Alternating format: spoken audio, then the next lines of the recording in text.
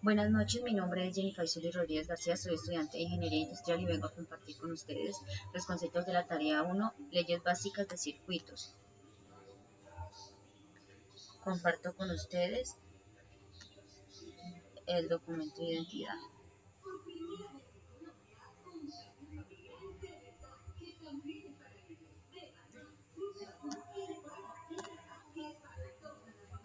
Tenemos el primer concepto, que es la ley de Ohm.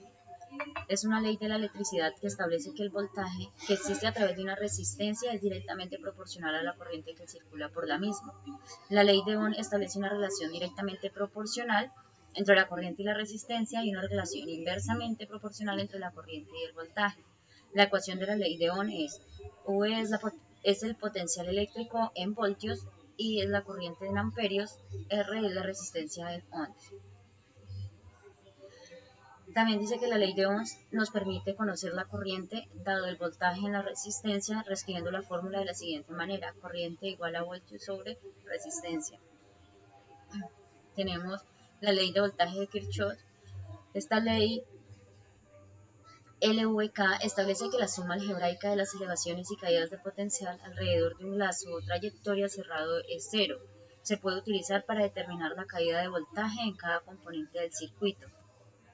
Tenemos el circuito cerrado, es una serie de uno o varios componentes unidos entre sí que hacen circular la corriente desde el polo positivo al polo negativo de una fuente de alimentación. En el caso de la corriente alterna, circula desde la fase del neutro.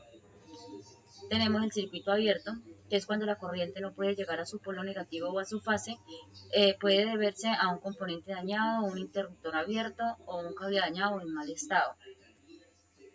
La ley de corriente de Kirchhoff es conocida como la ley de nodos, la cual establece que en cualquier nodo o punto de un circuito eléctrico, la suma algebraica de las corrientes entran y salen de ese nodo debe ser igual a cero, es decir, la cantidad de corriente que fluye hacia el nodo debe ser igual a la cantidad de corriente que fluye fuera del nodo. Esta ley es utilizada para analizar circuitos eléctricos complejos y determinar la corriente que fluye a través de cada componente del circuito. La relación de la resistencia eléctrica con la temperatura. Esta relación se puede explicar por medio de la teoría de la física conocida como efecto Joule. Esta teoría dice que cuando una corriente eléctrica fluye a través de un conductor se disipa una energía en forma de calor debido a la fricción que hay entre los electrones y los iones de materia compuesta. Esta disipación se conoce como calentamiento de Joule.